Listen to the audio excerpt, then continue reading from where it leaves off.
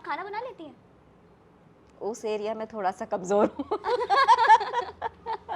कभी कोई इंसिडेंट हो गया, ये हो गया, ये भागना पड़ता है। हाँ, और फिर आपका तो वो है ना कि मतलब पहला हाँ एक्सक्लूसिव। यस, सबसे पहले कौन? आप तो मेरठ की हैं जी। तो आपका अब मेरठ रही है, आपका ननिहाल है कि ददीहाल कहलाएगा? या नहीं, मेरे फादर थे मेरठ से। जी अच्छा, जी। मेरठ। हमारे यहाँ क्या होता है कि हमने तो देखा है कि जैसे एंटी रोमियो है, तो पकड़ने के लिए जो होते हैं ना छिछोरे लोग, उनको पकड़ने के लिए डंडा लेकर पुलिस ना पार्कों पार्कों में दौड़ाती है। तो क्या आप भी कभी ऐसा डंडा लेके कभी दौड़ाई किसी को? तो इतनी प्यारी है, इतनी खूबसूरत है, आपकी स्माइल इतनी प्यारी है, तो मतलब आप कैसे डराती हैं, क्या बोलती हैं? वो जो आपको सबसे ज़्यादा गुस्सा आता है तो फर्स्ट रिएक्शन आपका क्या होता है? देखिए, आज तक कभी ऐसा हुआ है कि आपको बहुत गुस्सा आ गया हो और आपको लग रहा हो कि अब तो इसको ठीक करना पड़ेगा, आपने बहुत समझाया कि समझ जा भाई, समझ जा भाई, समझ जा भाई, नहीं समझा, अब इसको ठीक करना पड़ेगा, अब बताएंगे कि भाई नारी दुर्गा भी होती है? देखिए सिविल सर्विस का एग्ज़ाम ज़रा कठिन ही एग्ज़ाम है, इतना आसानी तो नहीं होता है। हाँ। तेलंगाना दूसरे राज्यों से अलग है। एक तो ये देखिए कि इस वक्त कंट्री का यंगेस्ट राज्य है, हाँ। और यंगेस्ट राज्य होने के बाद भी ज़्यादातर सारे पैरामीटर्स में तेलंगाना टॉप में आता है। तो कोई भी सपना है, बड़ा सपना देखिए, और आप में कैपेबिलिटी है, उसको अगर मेहनत करेंगे तो आप कुछ भी कर सकते हैं। नमस्कार, इस वक्त मैं हैदराबाद में हूँ और यहाँ की एडीजी शिखा गोयल मैम के साथ हूँ। और एक सबसे बड़ी बात कि मैं तो उत्तर प्रदेश से आई हूँ और इस वक्त उत्तर प्रदेश की बेटी, मेरठ की बेटी शिखा गोयल जी के साथ हूँ। और मैम से बहुत सारी बातें हमने करी हैं और तेलंगाना के बारे में बहुत सारी जानकारियाँ भी ली हैं। तो मैं सबसे पहले तो मैम आपसे ये जानना पहले तो आपका बहुत बहुत स्वागत है मैम। थैंक यू, शुक्रिया जी। मैं ये जानना चाहती हूँ शिखा मैम कि मतलब हमारे यहाँ क्या होता है कि हमने तो देखा है कि जैसे एंटी रोमियो है, तो पकड़ने के लिए जो होते हैं ना छिछोरे लोग, उनको पकड़ने के लिए डंडा लेकर पुलिस ना पार्कों पार्कों में दौड़ाती है। तो क्या आप भी कभी ऐसा डंडा लेके कभी दौड़ाई किसी को?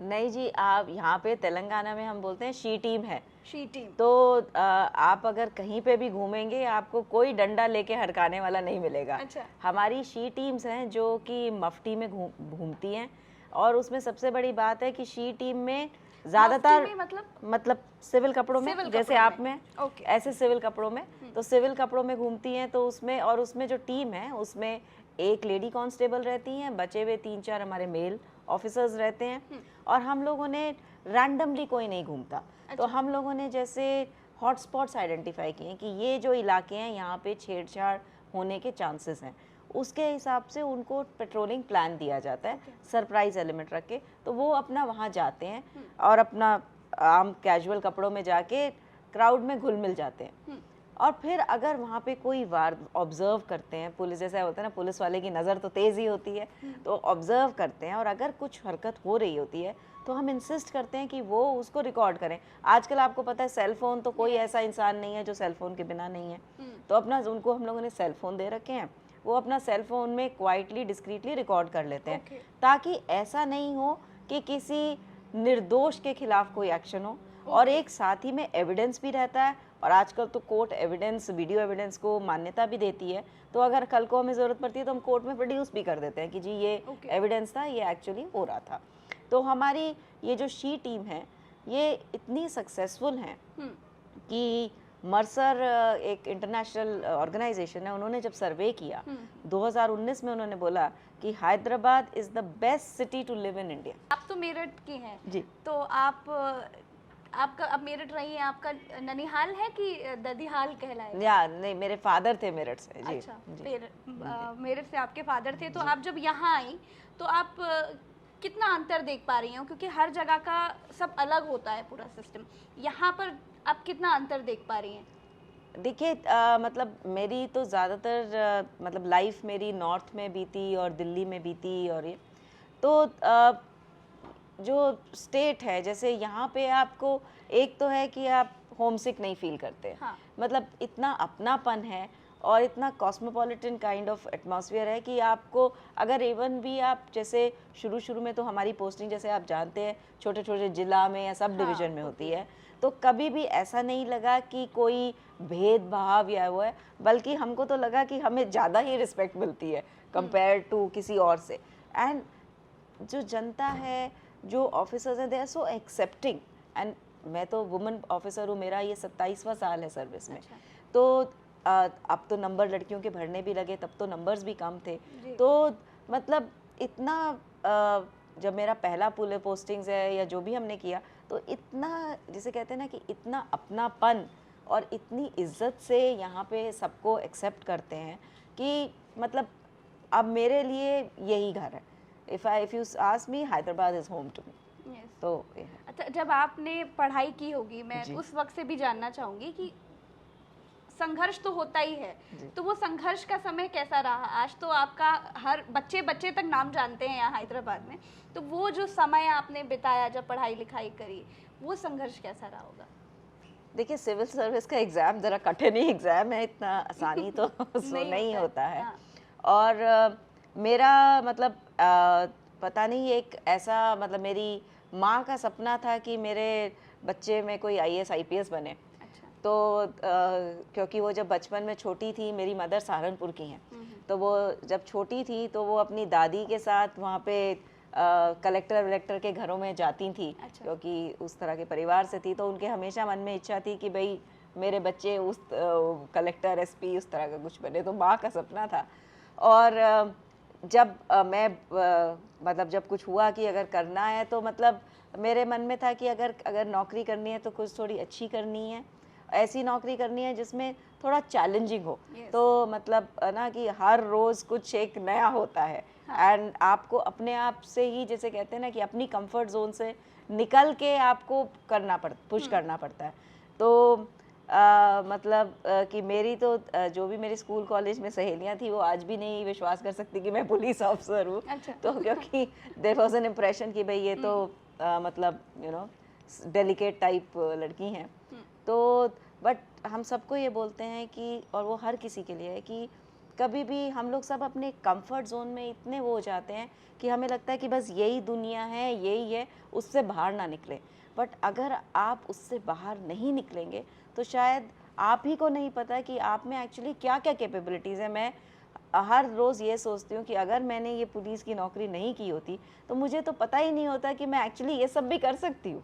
तो तो ये तो हर किसी को मतलब कोई भी सपना है, बड़ा सपना देखिए, और आप में कैपेबिलिटी है, उसको अगर मेहनत करेंगे तो आप कुछ भी कर सकते हैं। बिल्कुल सही बात है। और बेटियां तो, उनमें तो ये शक्ति होती है औरतों में, बेटियों में, कि वो जो चाहें वो कर सकती हैं। और इस वक्त में सबसे सशक्त महिला और सबसे मजबूत महिला और हैदराबाद में जिसके बच्चे बच्चे तक नाम जानते हैं, उन शिखा गोयल मैम के साथ हूँ, ADG हैं। और एक चीज़ और मैं जानना चाहूँगी मैम, तेलंगाना दूसरे राज्यों से अलग कैसे है? तेलंगाना दूसरे राज्यों से अलग है, एक तो ये देखिए कि इस वक्त कंट्री का यंगेस्ट राज्य है। हाँ। और यंगेस्ट राज्य होने के बाद भी ज़्यादातर सारे पैरामीटर्स में तेलंगाना टॉप में आता है। तो ये देखिए कि एक नया राज्य जो क्रिएट हुआ वो इतने कम समय में, चाहे आप मतलब इरिगेशन फैसिलिटी देखिए, चाहे आप पुलिसिंग देखिए, चाहे आप टेक्नोलॉजी का यूज़ देखिए, चाहे आप IT देखिए, इकोनॉमिक ग्रोथ देखिए, तेलंगाना हर चीज़ में ऊपर है। तो मतलब ये जो काम करने का जज्बा है और जो सरकार का जो विजन है वो अनकम्पेरेबल है। एक बात और है, जैसे तेलंगाना में हर कास्ट है, क्रिश्चियन भी है, हिंदूज भी हैं, मुस्लिम्स भी हैं, सिख्स भी हैं, बहुत सारे कास्ट हैं।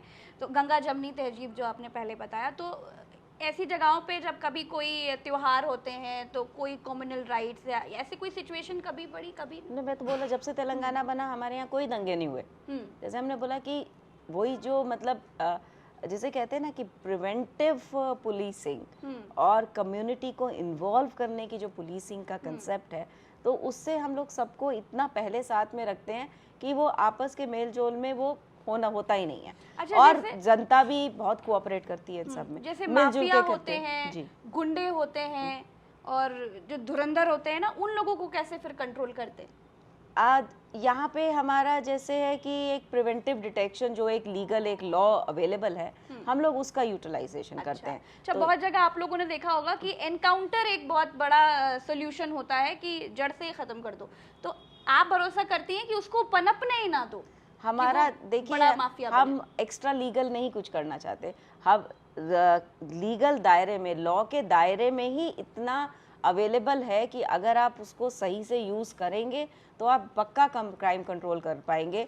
मतलब तेलंगाना में हर जगह normally it's a normal tendency world over कि क्राइम इंक्रीज करता है। बट तेलंगाना में मेजर क्राइम जैसे मर्डर हो गए, डकैती हो गई, रॉबरी हो गई, डाउरी डेथ्स हो गए, मर्डर फॉर गेन हो गए, ये जो हीनियस क्राइम्स हैं ये सब एक डाउनवर्ड ट्रेंड दिखा रहे हैं बिकॉज ऑफ दिस, जिसे कहते हैं ना एक डेटरेंस। मतलब क्रिमिनल को पता है कि अगर तेलंगाना में आप क्राइम करेंगे तो आप पकड़े जाएंगे। एक तो टेक्नोलॉजी का यूज़, हमारे मतलब 10 लाख से ज़्यादा कैमरा, सीसीटीवी कैमरा लगे हुए हैं हमारे। 10 लाख से ज़्यादा जी सीसीटीवी कैमरा जी।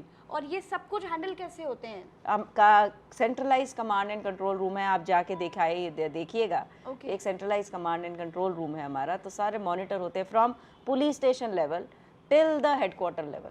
तो पुलिस स्टेशन में, उस पुलिस स्टेशन में जितना कैमरा है उस पुलिस स्टेशन में उसका कमांड एंड कंट्रोल रूम है। और बल मुख्यालय में, मतलब स्टेट के मुख्यालय में, पूरे स्टेट में जो है उनका कमांड एंड कंट्रोल सेंटर है। ओके, मतलब आप जहाँ जहाँ रहेंगे, जैसे जैसे भी रहेंगे, आपको आप कैमरे की नज़र में है हर वक्त, हर सेकंड, हर पल। आप कैमरे की नज़र में नहीं है, जनता की कोई नहीं है, बट हाँ अगर कोई क्राइम करने की कोशिश करता है तो वो डेफिनेटली पकड़ा जाता है कैमरे वो कैमरे की नज़र में। जी, कहने का मतलब वही था कि आप कुछ भी गलत या कुछ भी उल्टा सीधा यहाँ हैदराबाद में, पूरे तेलंगाना में बिल्कुल नहीं कर सकते। 10 लाख से ज़्यादा कैमरे, इट्स अ वेरी बहुत बड़ा काम है, it's a very great job, hats off to you ma'am. Thank you. और आप खाना बना लेती हैं? उस एरिया में थोड़ा सा कमज़ोर हूँ। आपको सबसे अच्छा काम क्या लगता है? मुझे सबसे अच्छा काम अगर आप बोलेंगे तो यही लगता है कि मैं हमेशा बोलती हूँ कि पुलिस और मेडिकल 2 प्रोफेशन है जिसमें कोई भी खुशी में आपके पास नहीं आता। Anybody who comes to you is under distress. और कई बारी ऐसी चीज़ में भी होता है कि शायद पुलिस से रिलेटेड भी डिस्ट्रेस ना हो, बट मेरा एक यही है कि हुएवर कम्स टू मी, अगर हम उसकी बात सुन लें, उसको तसल्ली मिल जाए, if I am able to put smile on face of even one person who comes to me, I think my day is made। क्योंकि मतलब जिस परेशानी में इंसान हम लोगों के पुलिस के पास आता है तो उसमें अगर कभी कभी तो ऐसा होता है कि आप बिल्कुल गुस्सा आ जाता है। कुछ लोग तो ऐसे आते हैं कि आप उनको समझा ही नहीं पाते हो, और कुछ परेशान करने वाले लोग भी आ जाते हैं। तो तब कैसा? आप तो इतनी प्यारी है, इतनी खूबसूरत है, आपकी स्माइल इतनी प्यारी है, तो मतलब आप कैसे डराती हैं, क्या बोलती हैं? वो जो आपको सबसे ज़्यादा गुस्सा आता है तो फर्स्ट रिएक्शन आपका क्या होता है? देखिए कोई भी जैसे कहते हैं ना कि इमोशनल फेज में कोई भी रिएक्शन सही रिएक्शन नहीं हो सकता। तो आपको अपने इमोशंस को तो कंट्रोल करना सीखना ही पड़ेगा अगर आपको इस तरह का नौकरी करना है, और ऐसी जगह अगर आप पोजीशन है जहां आपके डिसीजन से किसी की लाइफ पे फ़र्क पड़ता है। आज तक कभी ऐसा हुआ है कि आपको बहुत गुस्सा आ गया हो और आपको लग रहा हो कि अब तो इसको ठीक करना पड़ेगा, आपने बहुत समझाया कि समझ जा भाई, समझ जा भाई, समझ जा भाई, नहीं समझा, अब इसको ठीक करना पड़ेगा, अब बताएंगे कि भाई नारी दुर्गा भी होती है? देखिए नौकरी में आपको मतलब जिसे मैं कहती हूँ कि लॉ की जो तलवार है वो इतनी तेज़ है कि आप अगर उसको सही तरीके से यूज़ करें तो आप हर किसी कुछ कंट्रोल कर सकते हैं, आपको और कुछ नहीं करना। अच्छा, मैंने सुना कि यहाँ पर स्पेशल ट्रांसजेंडर सेल भी है। जहाँ हमारे वुमेन सेफ्टी विंग में हम बोलते हैं उसको प्राइड प्लेस करके, प्राइड प्लेस जी, वो करके जो ट्रांसजेंडर्स के लिए एक हम लोगों ने सेल क्रिएट किया है ताकि उनकी कोई जो मुश्किलें हैं, उनकी कोई परेशानी है, उसको हैंडल करने के लिए। बिकॉज एक वो कम्युनिटी है जो यूजुअली बहुत मार्जिनलाइज हो जाती है, उसके बारे में लोग बहुत गलत तरह का भी एक व्यवहार रहता है, तो उनके लिए हम लोगों ने क्रिएट किया है। तो अब उनके साथ मिलकर भी हम लोग इंश्योर करते हैं कि उनकी सेफ्टी को भी इंश्योर करते हैं, और साथ ही में अपने पुलिस को भी ट्रेन करते हैं कि भाई उनको कैसे उनके साथ कैसे बिहेवियर किया जाए, कैसे उनसे हैंडल किया जाए। अच्छा, और मैं एक चीज़ और जानना चाह रही थी कि जो बच्चे खो जाते हैं तो उनको कैसे ढूंढते हैं या कैसे ट्रेस करते हैं? हमारे पास एक तो हमने शुरू किया है जिसे कहते हैं दर्पण ऐप। दर्पण ऐप, उसमें क्या है कि जितने भी बच्चे मिसिंग होते हैं उनकी सबका डाटाबेस उसमें हम मेंटेन करते हैं। और तो और उसके बाद तो कई बारी ऐसे होता है कि कहीं पे कोई बच्चा मिल गया, उसको फिर हम कंपेयर करते हैं तो पता लगता है कि वो कहीं पे रजिस्टर्ड है। इनफैक्ट कोई कोई बच्चा किसी और प्रदेश का भी यहाँ पे मिल जाता है तो दर्पण ऐप से हम उसको ट्रेस करके भेज देते हैं। इनफैक्ट हमारा यहाँ पर एक special missing children monitoring cell है और हमारा ऑलमोस्ट 91% ऑफ बच्चे जो चिल्ड्रंस के लिए अलग से सेल है, एक सेल है, हाँ, मॉनिटर करते हैं। यहाँ से हम सेंट्रली हाँ। मॉनिटर करते हैं सारे बच्चे जो मिसिंग है उनके लिए उनको ट्रेस करने का।